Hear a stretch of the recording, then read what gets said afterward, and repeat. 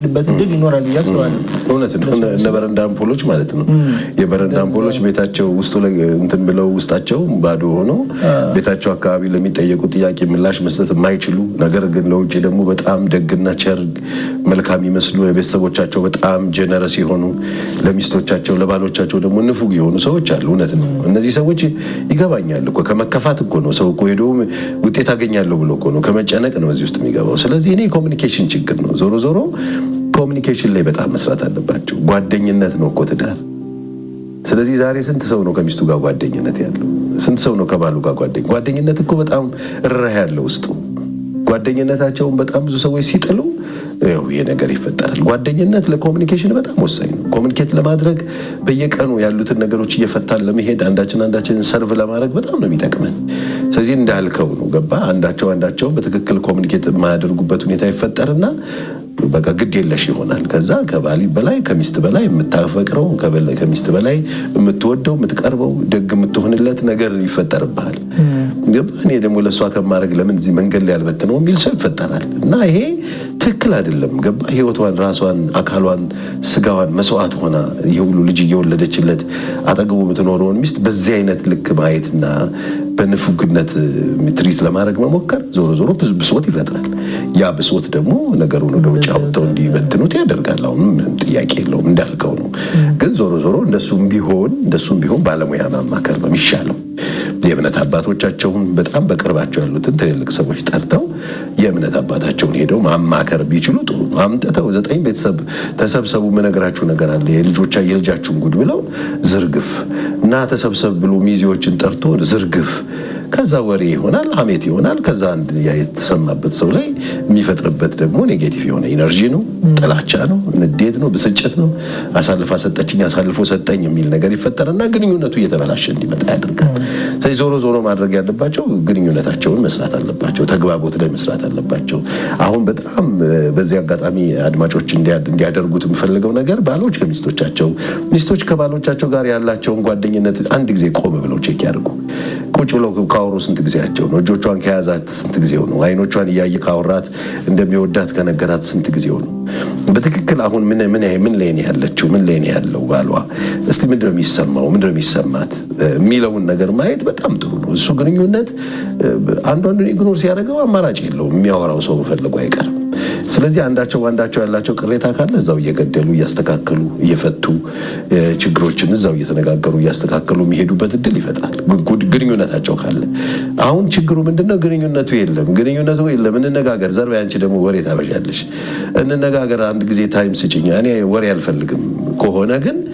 የት ይሄዳል ታዲያ አማራጭ የለውም ወይ እህቶቿ ጋር ይሄዳል ወይ ዘመዶቿ ጓደኞቿ ጋር ይሄዳል ወይ ቤተሰቦቹ ጋር ትሄዳለች ወይ ጓደኞቹ ጋር ትሄዳለች የተከለከሉትን አቴንሽን ፍለጋ ሰሚ ፍለጋ ሄደው መስጠታቸው አይቀርም ስለዚህ ባል ሚስት ለባል መጀመሪያ ጆሮ ይስጡ ቁጭ በሉና ምንድነው ምን ላይ ያለሽው ምን ላይ ያለው ተባብለው መደማመጥ በጣም ወሳኝ ነው ስለዚህ አድማጮች በእያላችሁበት ስፍራ ቁጭ ብሉና አንድ ጊዜ ቆም በሉና አስቡና ያቺ አንድ ቀን ጋብዘህ ዋጋ ከፍለህ ወርደ የትዳር አጋር እንድትሆን ለምንሃት እሺ ያለች ቀን የተደሰትከው ደስታ አስብና ዛሬ ምን ላይ ያለሽው ስሜትሽ ምንድነው ምንድን ተሰማሽ እስቲ ንገሪኝ ቀስ ብሎ ባልተናደደ ባልተበሳጨ ኢነርጂው ጥሩ ጤነኛ በሆነ መንገድ አንዱን ለማስረዳት ሳይሆን ለመረዳት ቁጭ ብላችሁ ብትነጋገሩ በጣም መልካም ይሆናል ማለት ነው ስለዚህ አንዱን አሳልፎ የሚሰጥበት የመጀመሪያው ምክንያት አቴንሽን ሲነሳ ለመነጋገር ፍቃደኛ መሆን ሲያቅተው እንደገናም ደግሞ በጣም መልህና ብስጭት በጣም ሲኖር የምትነጋገሩበት መንፈስ ሲጠፋ በጩኸት በንዴት በቁጣ ለመነጋገር በፍጹም አይቻልም እሱ የሚሆነው ለጠብ ብቻ ነው በቃ ጦርነት የፈለጋችሁ ቀን እንደሱ አድርጉ ቤቱን የፈለጋችሁ ቀን ደግሞ ሰላማዊ የሆነ ጤነኛ የሆነ መንፈስ ይዛችሁ ቁጭ ብላችሁ መነጋገር በጣም ያስፈልጋል ማለት ነው አድማጮቻችን የምትገኙት ተወዳጁ ጣቢያ ብስራት ኤፍኤም 101.1 ላይ ነው ከፕሮግራማችን ጋር መልካም ቆይታ እያደረጋችሁ እንዳለ ተስፋ እናደርጋለን እየተከታተላችሁ የምትገኙት ዘወትር ማክሰኞ ከጧቱ 2 ሰዓት እስከ 2 ተኩል በአየር ላይ የሚቆየው 3 ከቸሬ ጋር የተሰኘው ፕሮግራማችን ነው ከመሻገሪያ በኋላ ተመልሰን ስንመጣ ቀሪ ሀሳቦችን እናነሳለን ጠብቁ 3 ከቸሬ ጋር የሬዲዮ ዝግጅት ላይ የሚነሱ ቤተሰብ ተኮር ጥያቄዎችን ለመላክ በእነዚህ አድራሻዎቻችን ላይ በአጭር የጽሁፍ መልእክት ይላኩልን በስልክ ቁጥር 0799122403 እንዲሁም በፌስቡክ አድራሻችን ፓስተር ቸርነት በላይ በአማርኛ ፓስተር ቸሪ በሚለው አካውንታችን ጥያቄዎቻቸውን ይላኩልን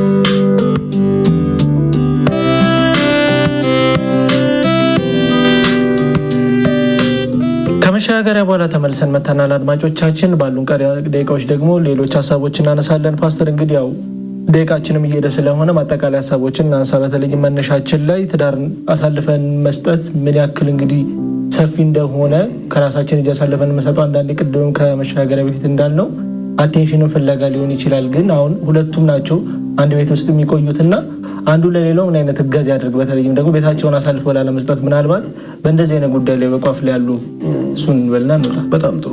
እንግዲህ ትዳርን የሚያሰነበተው መተዛዘን ነው። አንዱም ለአንዱ መራራት አለበት። እርስ በርስ ቸሮችና ሩሩዎች መሆን አለባቸው። ባሎች ለሚስቶቻቸው ማዘን አለባቸው። የተፈጥሯቸውን መረዳት አለባቸው። ሚስቶችም እንደዚሁ። የወንድ ስነ ልቦና ሌላ ነው፣ የሴት ስነ ልቦና ሌላ ነው። ያደግንበት ሶሳይቲ፣ ማህበረሰብ፣ ቤት ምናምን በጣም ሌላ ነው። ስለዚህ የሁለት ዓለም ሰዎች ልንሆን እንችላለን። ስለዚህ አንዳችን በአንዳችን ጫማ ሆነን ማሰብ በጣም አስፈላጊ ነው የሚሆነው።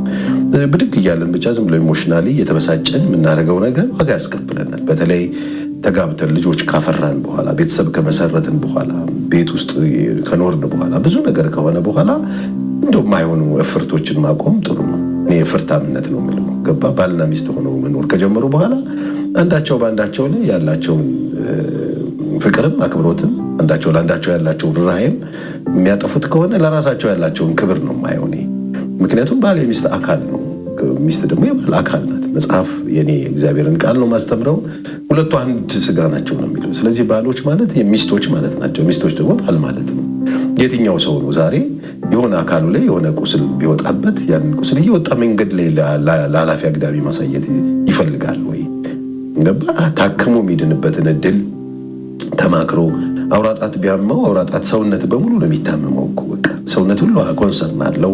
ኃላፊነት ወስዶ ለማሳከም እንደሚሮጥ ሁለንተናችን አንዳችን የአንዳችንን ገበና ብንከት በጣም ጥሩ ነው። ምክንያቱም ሜሬጅ አንዱ አንዱን ሸፍኖት የሚኖረው ነው። አንዱ አንዱን ድካም ከልሎት የሚኖረው ነው። በትዳር ሰው የሚኖር ከሆነ ለመኖር ህልም ካላቸው አድማጮቼ በዚህ ጠዋት ልነግራቸው የምፈልገው ነገር አንዳቸው ያንዳቸውን ገበና ከታች ናቸው። ጓደኝነት የተፈለገበት ምክንያት አንዱ ያንዱን ገበና ማወቅ ይችላል በጓደኝነት ውስጥ። ከዛስ በዛ ክፍተት ውስጥ ገብቶ አንዱ አንዱን አሳልፎ ለመስጠት ሳይሆን አንዱ አንዱን ከቨር ለማድረግ ነው ጋብቻ እንጂ አወኩሽ ናኩሽ ሊባባል ያንዱን ጉለት ካየ በኋላ ወጥቶ ለማስጣት አሳልፎ ለማሳጣት ሌላው ሰው አሳልፎ ለመስጠት ሳይሆን ባሎች የሚስቶቻቸውን ክፍተት ሲያዩት በፊት ይሄንን ክፍተት የማየት እድል አልነበረውም። ስላገባት ነው ያወቀ። ሚስትም እንደዚያው የባሏን ክፍተት ያገኘችው ችግሩን ያገኘችው አግብታው ነው፣ አብረው ሲኖሩ ነው። ያንን ከጋብቻ በፊት አላየችው። ለምን? እግዚአብሔር በጣም ስላቀረባት እሱም ስለቀረበ ነው ገበና የማየት እድል ያገኘው፣ ክፍተት የማየት እድል ያገኘው። የአንዳንድ ሰዎችን ድካም በጣም ስንቀርባቸው ነው የምናገኘው። ያንን አገኘን ማለት ብቸኛ ለዛ ነገር መድኃኒቱ እኛ ነን ማለት ነው። ስለዚህ ባሎች የሚስቶቻቸውን ክፍተት አያችሁ ማለት ብቸኛ መልሶቹ እናንተ ናችሁ ማለት ነው።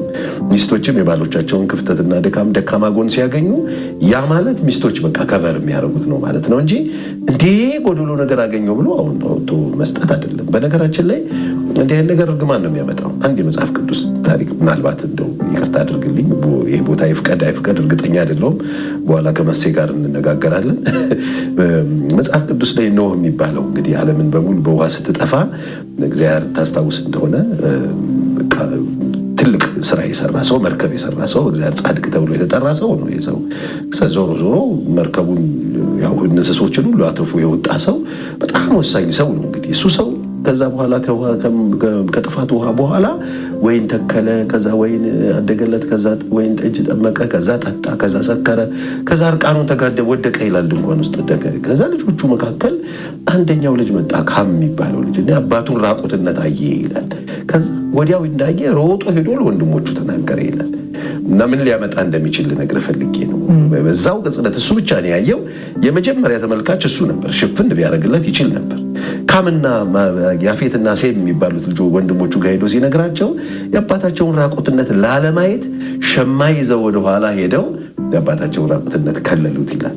አባትየው ከወደቀበት ከዛ እርቃንነት ከስካር ሲነቃ ልጁ ያደረገበትን አወቀ ይላል። ከዛ ለረገመው ይላል። አይገርምህም? ምንድን ነው እያልክ ያለው ካልክ እርግማን ያመጣል። ዘር ነው። ዛሬ ገበና አልከትም ካል ገበናህን የሚያወጣል ነገር እየዘራ ነው ማለት ነው። ልጁ ተረገመ፣ ዘሩ ተረገመ ይላል። አባትየው ተነስታና ከነአን እርጉም ይሁን ብሎ ከነአን ማለት የካም ልጅ ነው። ለምን ልጁን ከረገመ የራሱ ልጅ ነው። ስለዚህ በልጅ ወልደ አገኘው እናቶች እንደሚሉት ወልደ ቀመሰው እንደሚሉት ማለት ነው። ስለዚህ ዛሬ በተለያዩ ክፍተቶችን ያዩ ሰዎች ካሉ የሚስቶቻቸውን የባሎቻቸውን ገበና መክተት በጣም ጥሩ ነው። በቃ ማንም ገበና ማለት የሚባል ነገር አለ። ባለም በጣም መተዋወቃችን በጣም መቀራረባችን ራቁታችን መሆናችን የሰጠን እድል ስለሆነ አንዳችንን ችግርና ክፍተት ከበር ብናደርግ በጣም መልካም ነው። ከስቱዲዮ ምልክት እያሳዩን ነው። የዛሬ ፕሮግራማችንን በዚሁ አጠቃልልን። በሚቀጥለው ሳምንት በሌላ ርዕሰ ጉዳይ ተመልሰን እንመጣለን። አብራችሁን ስለነበረ